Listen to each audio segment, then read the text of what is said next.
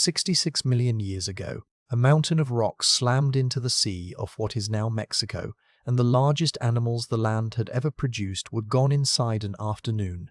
The giant predators went out with them. For a long stretch afterward, the top of the food chain in South America sat empty, waiting for something to grow into it. What grew into it had feathers, stood taller than a grown man, and could not fly a single foot. But the story you have probably heard about this creature gets almost everything wrong, starting with the name. So let us begin with what is true, because the truth here is strange enough to carry the whole video on its own. When that asteroid struck near the Yucatan and left the Chicxulub crater buried under the Gulf, it did not only kill the famous dinosaurs. It erased something like 3/4 of all the species alive on the planet, and it left behind a world full of vacancies. The largest vacancy of all was the one at the top, the job of the big land hunter, the animal that makes its living eating other large animals. On most of the continents, mammals eventually took that job. Cats, dogs, bears, hyenas, the whole familiar cast we still live alongside.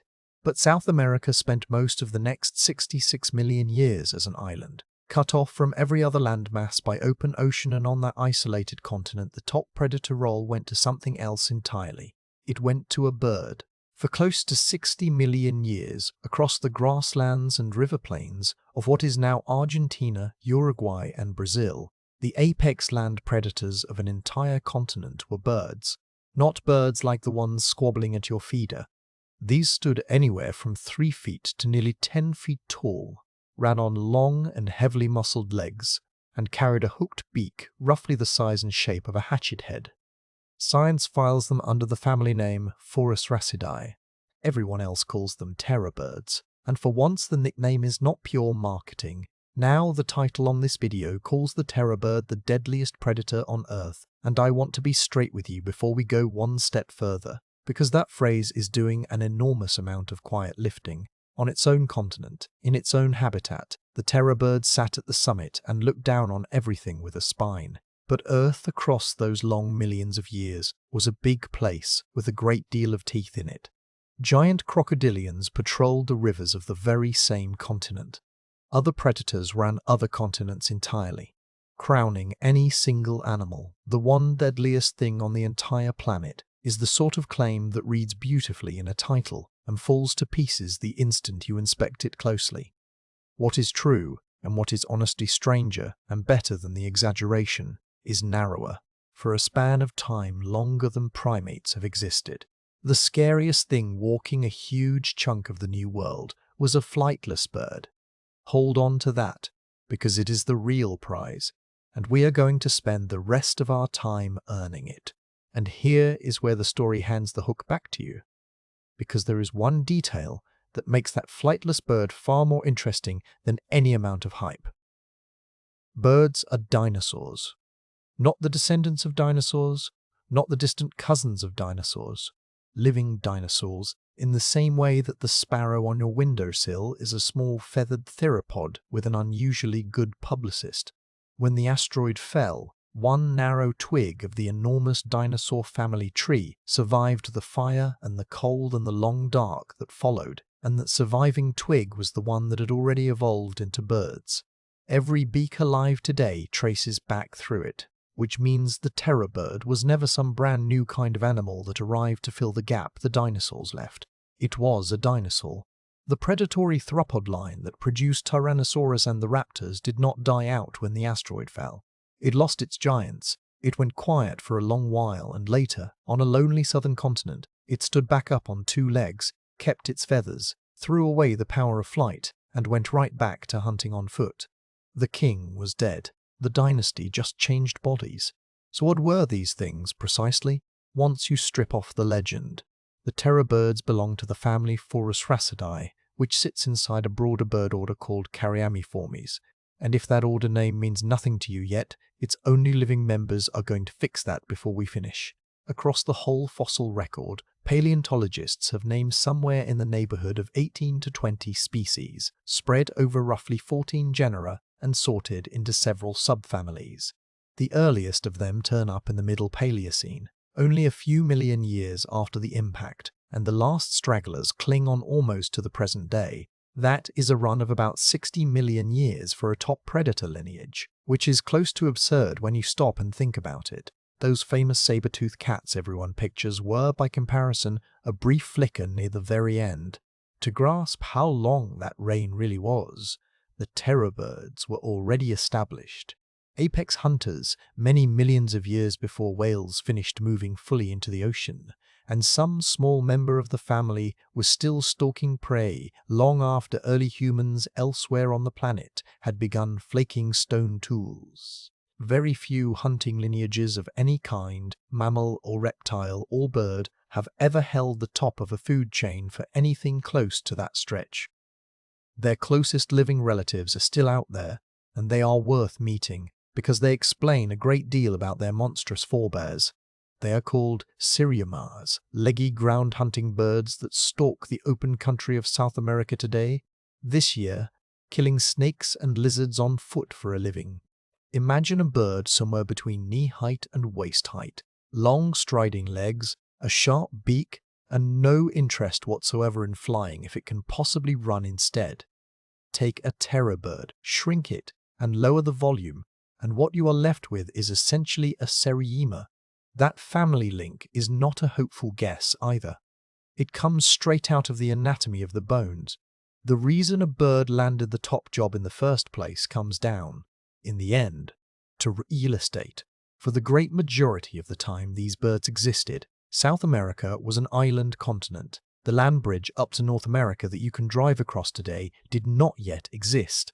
So while the northern continents were busily filling their own predator vacancies with early cats and dogs and their assorted relatives, South America sat sealed off from all of it, forced to improvise an apex hunter out of whatever raw material it happened to have lying around. What it had was birds, plus a strange supporting cast of marsupials and other mammals that mostly stayed modest in size.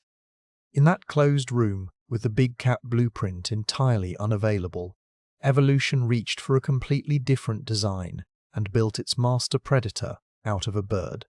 Isolation did not merely permit the terror birds. Isolation is the entire reason they ever existed at all. But before we go and meet the real giants of the family, we have to clear a few imposters out of the room, because the terror bird brand has a serious counterfeiting problem. Some of the scariest animals routinely filed under this name were never terror birds in the first place.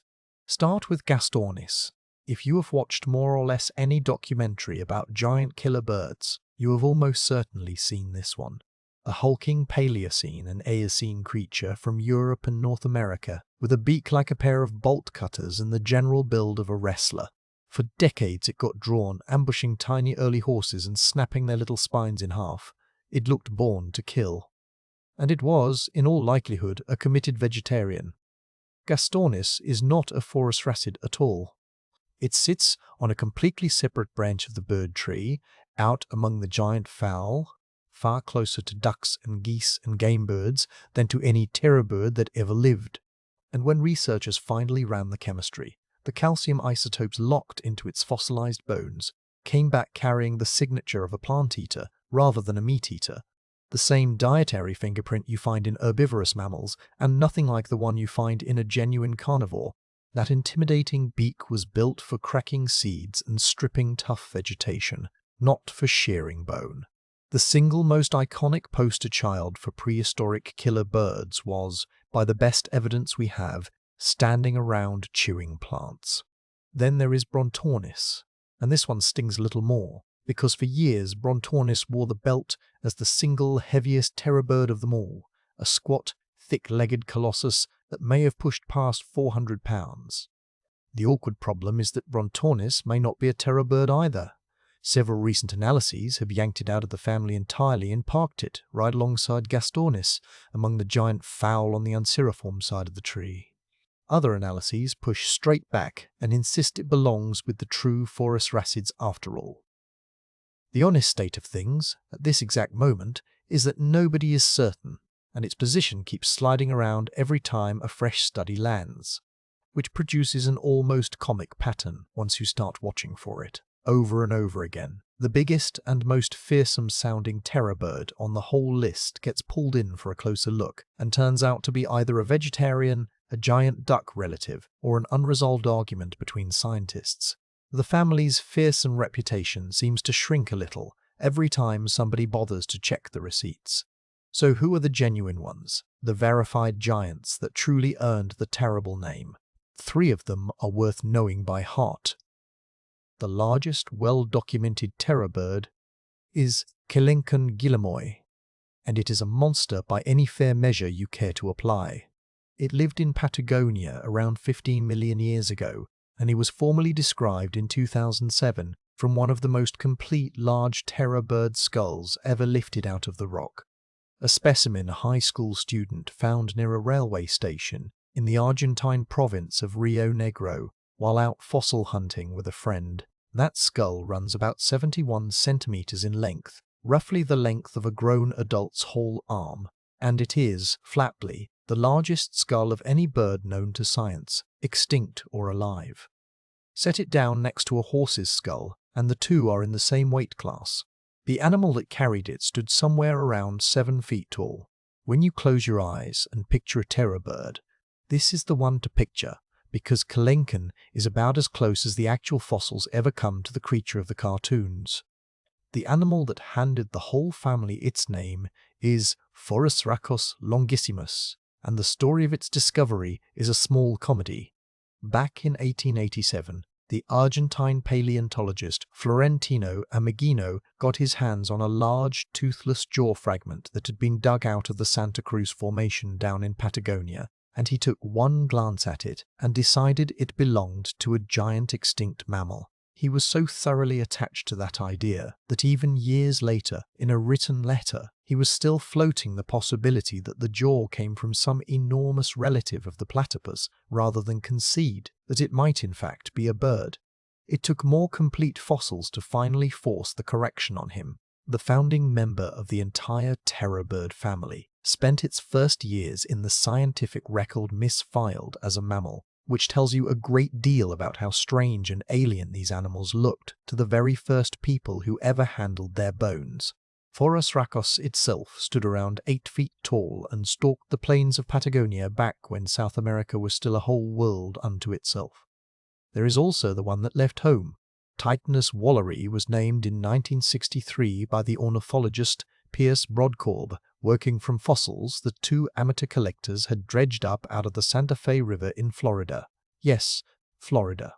Titanis is the terror bird that made it all the way to North America, the only member of the family ever confirmed north of the tropics, with remains eventually turning up in Florida, Texas, and later even California. Be honest about Titanis, though, because it is known from frustratingly scrappy material, a handful of leg and toe bones, and not a great deal else. Much of what gets confidently said about the bird leans on comparison with its better-known southern relatives rather than on the North American fossils themselves. Hold on to that image of a South American killer bird striding through prehistoric Florida, because we are going to come straight back to how it got there. That journey sits right at the center of the single biggest myth in this entire story. But the myth that runs deepest of all, the one baked into the very idea of a terror bird, is not about where they lived. It is about the weapon. The picture everyone carries around is of a bird that seized large struggling prey in that great hooked beak and shook it violently apart, a kind of feathered crocodile, all raw crushing force. The engineering says something very different. In 2010, a research team led by Federico de Grange, working alongside Claudia Tambusi, Karen Moreno, Lawrence Whitmer, and Stephen Rowe, did something nobody had ever done to a terror bird before. They ran the skull of a medium-sized species called Andalgalornis through a medical scanner, built a full 3-dimensional digital model of it, and ran that model through the same style of engineering stress analysis you would use to test a bridge span or an aircraft part. The bird in question weighed maybe 40 kilograms and carried a skull about the length of your forearm. And when they measured the actual force of its bite right at the tip of that fearsome beak, the number that came back was roughly 133 newtons. That is weak. That is weaker than the bite of a great many meat-eating mammals of the same body size, weaker in that exact spot than plenty of animals you would not glance at twice. The supposed bone crusher, it turned out, had a soft handshake. The scans, though, found something far stranger than a gentle bite. Most birds carry a little built-in flex in the skull, a set of small movable joints that let the bones give and shift a fraction under load. Andalgalornis had welded those joints shut. Its skull was rigid, effectively fused into a single stiff beam, and that beam was strong in exactly one direction, front to back, while being alarmingly weak in another, side to side. Consider what that really means for a hunter. Driving the beak straight downward, like swinging an axe, this animal was rock solid and safe. But if it clamped down onto something large and that something thrashed hard sideways, the sideways load was precisely the load its skull was worst in the world at absorbing. A big struggling animal whipping its body around could have snapped that beautiful weapon clean off like a dry branch. So the terror bird almost certainly did not grab and shake big prey after all. That one crowd-pleasing move was the exact thing its own anatomy forbade. What it did instead was smarter and, honestly, a little more unsettling. The likeliest portrait the researchers were able to draw is of a precision striker. Small prey, it could kill outright and swallow whole. No wrestling required and no risk taken. Larger prey it dealt with through attack and retreat, driving that rigid beak down in a series of repeated, carefully aimed vertical strikes, the way a boxer throws one perfect jab and steps back out of range before the other fighter can turn the exchange into a messy brawl. Not a juggernaut wading in. A careful, weak-biting, high-precision killer that never once let its own fragile skull drift into range of a kicking hoof or a swinging horn. The rest of the toolkit fits that same fighting style exactly. Long cursorial legs built for chasing prey down at speed across open ground. A running body plan with no real equivalent among any bird alive today. Just how fast is an estimate rather than a measurement, so treat the cheetah comparisons you sometimes hear with real caution. What the leg bones honestly support is a committed pursuit runner built to wear prey down, not a sprinter with a verified stopwatch time. Forward-facing eyes for judging the distance to a moving target, that hooked, hatchet-shaped beak purpose-built for the downward blow, and the warm-blooded stamina of a bird, which let it stay active and keep working in the heat and keep pace over distances where an ambush reptile would have been forced to stop and rest and let dinner walk away. Studies of the delicate inner ear in one beautifully preserved species even suggest that terror birds were tuned to pick up very low-frequency sound, the kind of deep rumble that carries a long way across flat, open country. Out on the grassland, working against prey it had chosen with care, this was a formidable and dangerous animal. It was never the mindless crushing machine of the old reconstructions. The real terror bird was frightening for being clever, not for being brutal. If you are the sort of person who would rather have the corrected version than the recycled one, that instinct is the whole reason this channel exists. So go ahead and subscribe and settle in. Now, about a fossil that turned up somewhere. A terror bird had absolutely no business being, and the animal that put an end to it. For nearly this entire story, the terror bird has been the thing that other animals feared. In 2024, a single fossil out of Colombia turned that neatly on its head. In the Tatacoa Desert, in a fossil-rich locality called La Venta, a research team described one broken piece of leg bone, the lower end of a bone called the tibiotarsus, that unmistakably belonged to a terror bird. It was the northernmost terror bird ever recovered anywhere on the continent. And, judging from the sheer size of that fragment, it may have belonged to the largest terror bird that has ever been identified, larger even than Kelenken. That alone redraws the map, because La Venta 13 million years ago was not dry southern grassland at all. It was a lush tropical wetland, a world of slow rivers and swamp and standing water, sharing its landscape with giant ground sloths and with armored glyptodonts built roughly like cars. That is nowhere near where the textbook picture usually plants these birds. Finding a terror bird there at all forces a rethink, because it means these hunters were not chained to dry open plains the way the reconstructions assume. They were flexible enough to work a steaming tropical floodplain crowded with rivals, which makes the next detail on that very same bone all the more pointed. But that fragment of leg bone carried something else along with it. 4 deep pits had been punched right into the surface of the bone, and there were no signs of healing anywhere around them, which means that whatever made those punches, the bird did not walk it off and recover afterward. A second team, led by Andres Link, went further the following year, building a detailed three-dimensional model of the bone and its wounds, then comparing the spacing and the shape of those punctures against the teeth of the various predators that shared that ancient swamp. The marks matched a caiman. More specifically, they pointed toward Phorusrhacos, a monstrous caiman that grew to something like 30 feet in length, a crocodilian so large it makes a modern saltwater crocodile look downright reasonable. And the particular individual that bit into this bird was not even fully grown. It was a subadult of perhaps 15 feet, and it was still comfortably more than enough for the job. The careful scientists on that paper, for their part, are the first to tell you what they cannot know. They cannot tell you for certain whether the caiman killed the bird outright, or merely stumbled onto an existing carcass and fed on it. Predation or scavenging, the bone ends up looking much the same.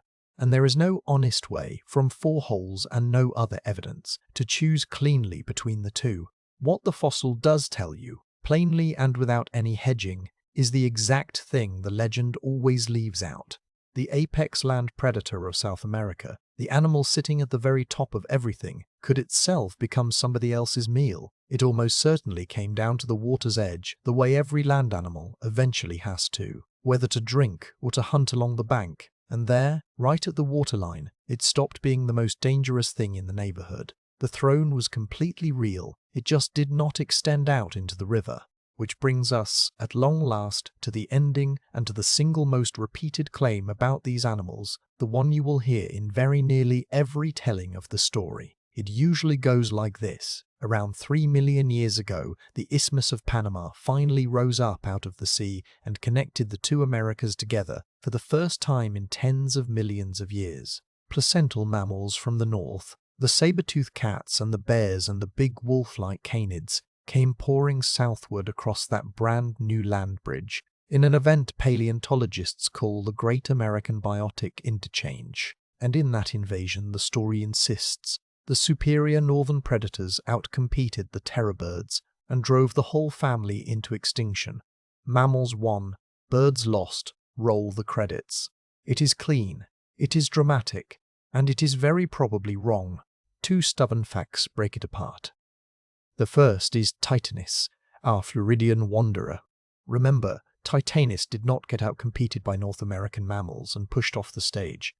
Titanis moved in and lived right beside them. It crossed north around the time the interchange was just getting underway and made its home surrounded by exactly the placental carnivores it was supposedly no match for, holding down a full predatory career in North America among the very cats and dogs that were meant to have destroyed its kind. A bird that could not possibly compete with northern mammals went and spent a long chapter living among them anyway. That is emphatically not the behavior of an animal that folds the moment it meets the competition. The second fact is a matter of timing, and it is even harder to argue with.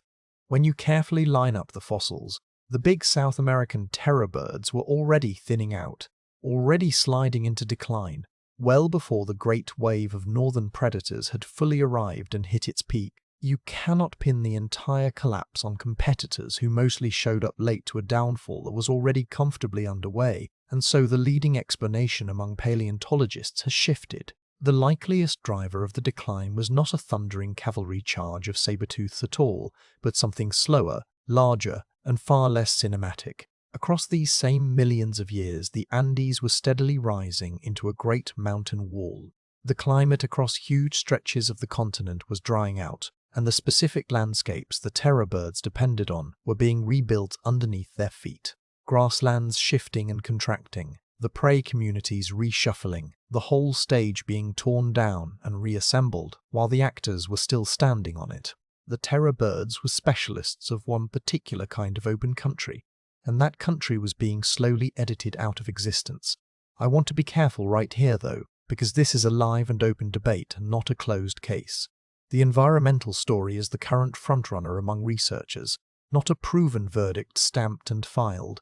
Good scientists still argue hard over how much the incoming mammals really mattered against how much the changing world mattered, and the answer is almost certainly some mixture of both that nobody has finished untangling. Anyone who tells you they know for a fact exactly what killed the terror birds is selling you more certainty than the fossils contain. What the evidence does support is a hard shift away from the tidy little morality tale about superior mammals beating inferior birds and toward a messier and more honest truth about a slowly changing planet, steadily removing the conditions that a very long dynasty had been built upon.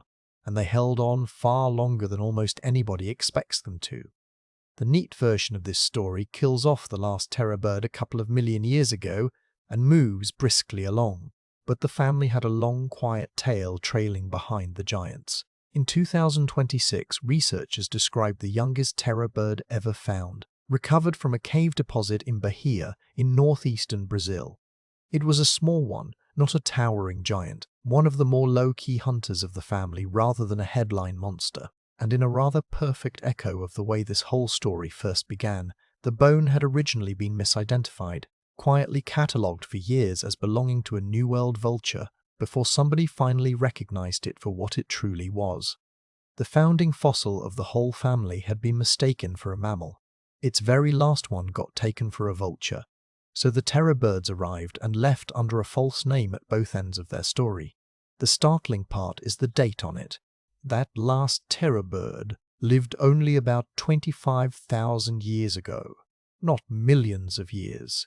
25,000. That is deep inside the last ice age, close enough to our own moment that it very nearly brushes up against the arrival of the first human beings in South America. Now, that youngest confirmed fossil still sits a little earlier than the firmest evidence we have for people being on the continent. So I am not going to stand here and tell you that a person ever laid eyes on a living one, because the proof for that particular meeting does not exist yet. But the gap between them is small enough that some researchers have wondered about it out loud, and small enough that it really ought to reset your whole sense of the timeline. These were not creatures of some unimaginably remote and separate world. The very last of them shared their ice age with mammoths and giant ground sloths and came within a geological whisker of sharing it with us. After 60 million years, the terror birds did not go out with an asteroid or a grand and fiery catastrophe worthy of an ending. They just got quieter and smaller and rarer still, until a single, modest hunter in a Brazilian cave became the final member of the whole line, unnoticed and entirely unaware that it was closing one of the longest predatory dynasties any group of birds has ever managed to run. Except the line is not quite as closed as all that. And this is the last thing I want to leave sitting with you.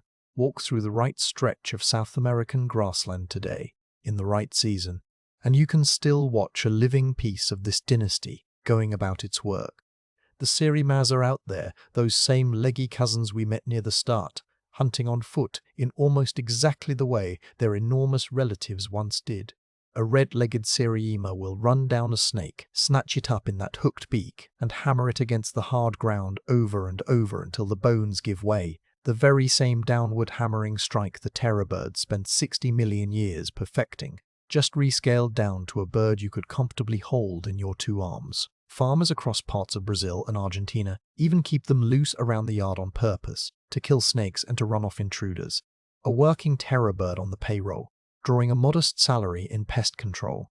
So the next time somebody tells you flatly that the terror birds are extinct, understand that they are not quite right. The giants are gone, yes, and the myth that grew up around them was always half invention anyway. But the dynasty itself did not vanish. It shrank. The same feathered line that once produced the deadliest thing on its entire continent still walks the same grass, still kills in the same patient way, only smaller now, and quieter, and easy to miss entirely if you do not already know what you are looking at. If you want more of the real version, the one that holds up under real scrutiny of the fossils, this channel has a whole shelf of it waiting for you.